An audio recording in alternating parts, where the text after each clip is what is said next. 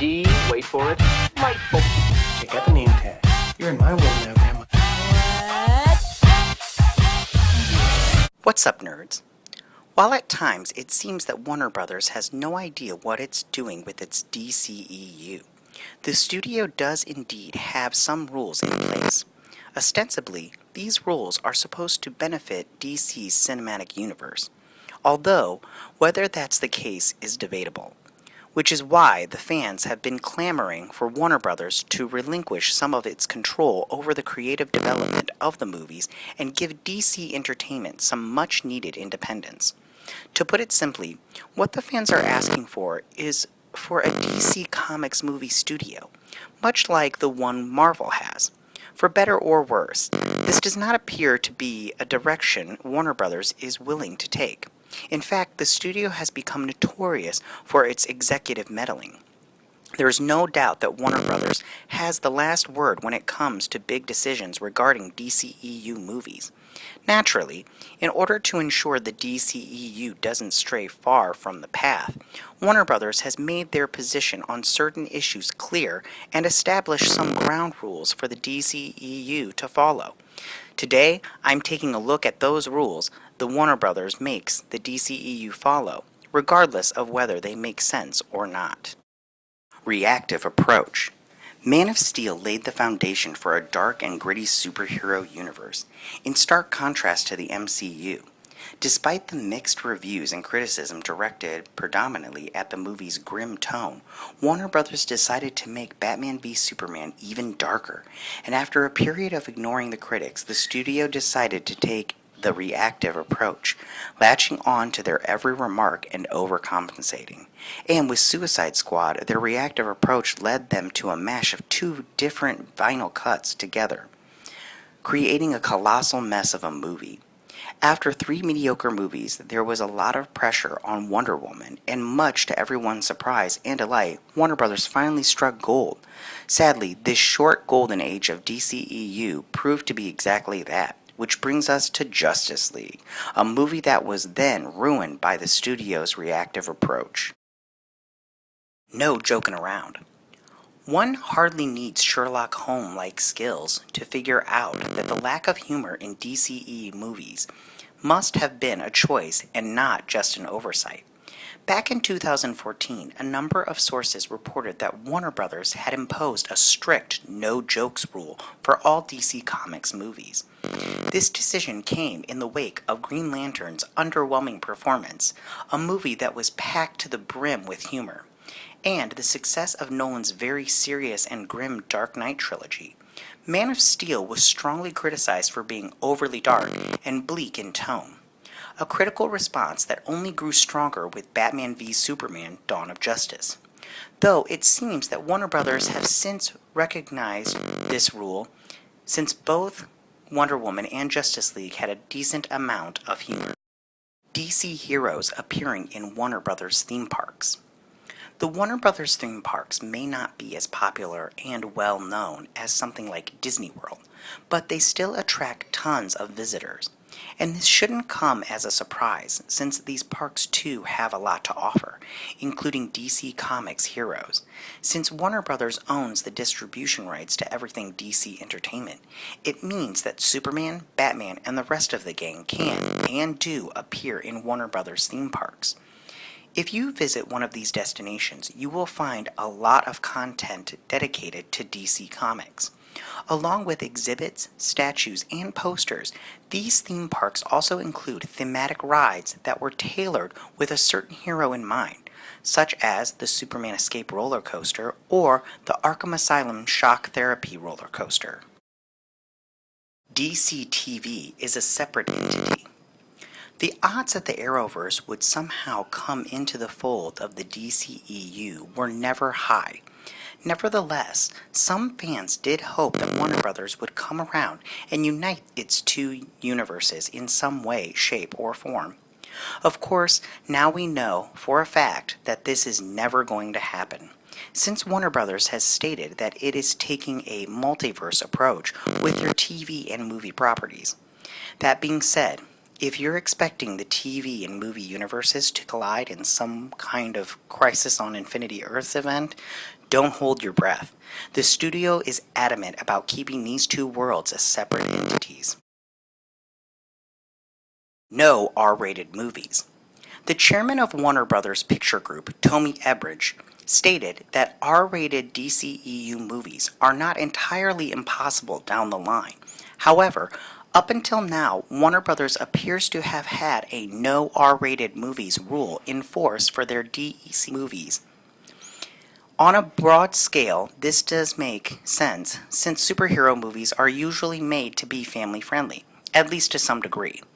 Much like the MCU, the DCEU has not yet been willing to cross that line.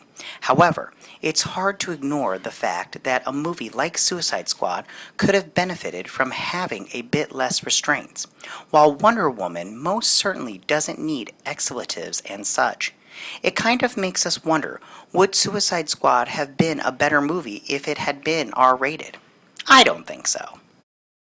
Movies outside the DCEU.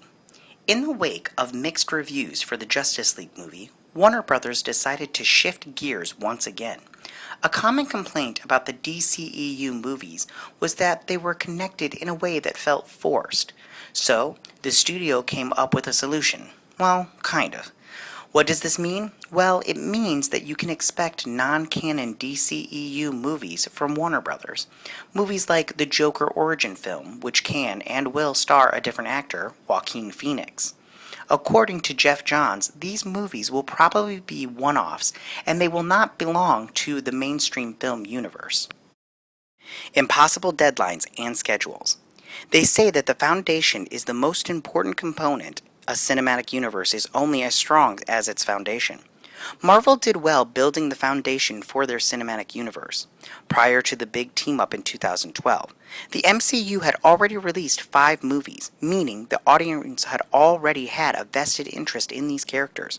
On the other hand, Warner Brothers imposed on itself its insane tempo in order to catch up with the competition, and missed quite a few steps in the process of laying foundation. The studio rushed the production on their movies and made irresponsible and irrational commitments for the future. This resulted in a poorly developed characters, storylines that just didn't add up or connect at all, and sudden changes to the schedule. At this point, trusting that Warner Brothers will stick to any schedule is nearly impossible. No restrictions on characters that already exist on TV. Having 2 different universes, one for the big screen and the other for television, may seem like a smart decision from a logistical point of view. However, issues arise when these 2 universes decide to use the same characters. The audience often needs an adjustment period when a new actor takes on the role of their favorite superhero. So, to ask of it to also accept 2 different actors portraying the same character at the same time may be a bit too much, although not at all unprecedented. On the other hand, so far there haven't been any restrictions on the DCEU when it comes to using characters that already exist on TV. The director's vision over a singular creative vision. After 4 mediocre movies and the beacon of hope that is Wonder Woman, it is clear that the DCEU doesn't have a consistent tone. Warner Brothers still hasn't decided on a singular creative vision, instead opting to give directors, primarily Zack Snyder, too much freedom.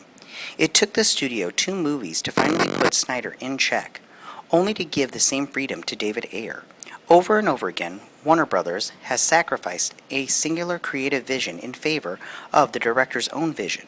By the time Warner Brothers realized its mistake, the damage was already done. Now, 6 movies into the franchise, there's still not a shimmer of a consistent tone and direction. Snyder's 2 first movies seem like the upside-down world compared to the upbeat Wonder Woman, while executive meddling made Justice League and Suicide Squad feel patchy and off-center. Make only movies. Perhaps one of the most important moves Marvel made was keeping its TV universe in the fold, with Agents of S.H.I.E.L.D. on ABC, the Netflix-verse, and Runaways on Hulu. The MCU is pretty well spread out.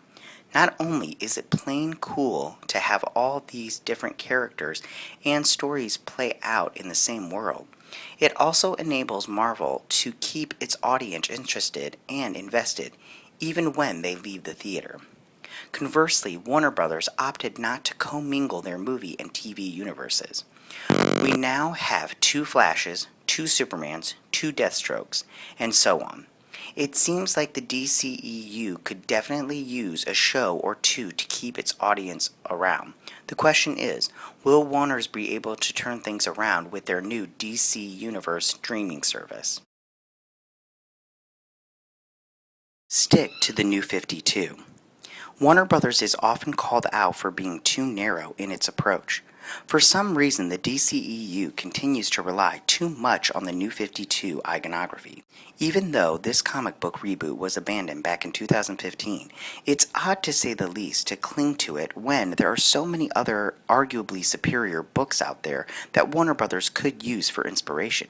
Yet the studio seems to be hell-bent on sticking strictly to the New 52. Justice League was heavily based on the New 52 origin story. Other movies such as Batman v Superman also drew inspiration from the New 52, among other stories. Whether this is a bad or a good thing is up for debate. While this approach should theoretically help with all overall direction of the DCEU, it also imposes unnecessary limitations. Movies cannot be over 2 hours long.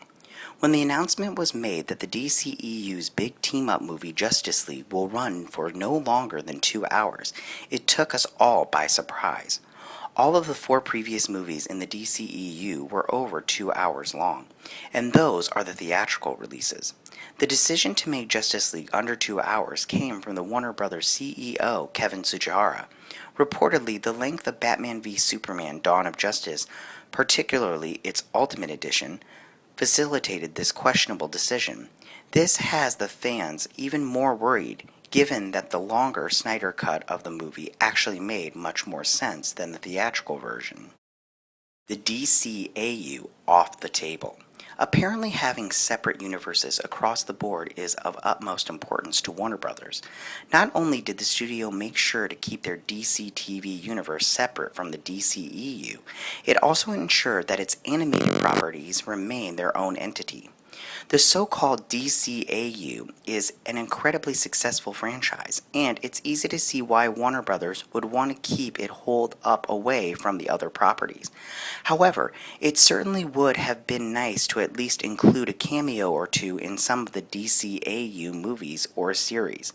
Marvel has done it on a couple of occasions, and the fans love it, but is it possible that Warner Brothers doesn't have enough confidence in its cinematic universe to start introducing bits and pieces of it in a critically acclaimed and beloved DCAU?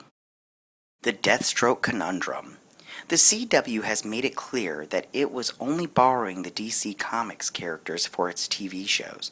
These rights could be taken away at any time, something that has already happened. However, it's not always clear how these rules work. Case in point, Deathstroke. Deathstroke first appeared on Arrow, and, if we're being honest, he was the show's best villain. Then, we heard rumors that Ben Affleck was looking for a way out of the DCEU, and Warner Brothers, unsure of what's in store for the Batman, let Arrow have Deathstroke once again, only to take him away again. Overall, it seems Warner Brothers isn't quite sure what to do with Deathstroke, possibly to some extent due to the popularity of Manuel Bennett's Deathstroke. Lack of clear-cut rules and plans. All things considered, the DC Extended Universe seems to suffer more from the lack of clear-cut rules and plans than from having too many restrictions and weird rules to abide by. The MCU is often criticized for being too formulaic, relying on the same tropes over and over again and being overly concerned with connecting all of its movies and series. Though this criticism does hold some water, it is undeniable that this approach works. Kevin Feige's vision and the studio's adherence to a certain set of guidelines made the MCU into the most profitable movie franchise. So perhaps the DCEU would benefit from having a similar set of established rules and plans for the future. Hey nerds, if you like this video, go ahead and click that Geek What icon and subscribe. If you want to see more videos like this, join me every Tuesday where you can check out the list.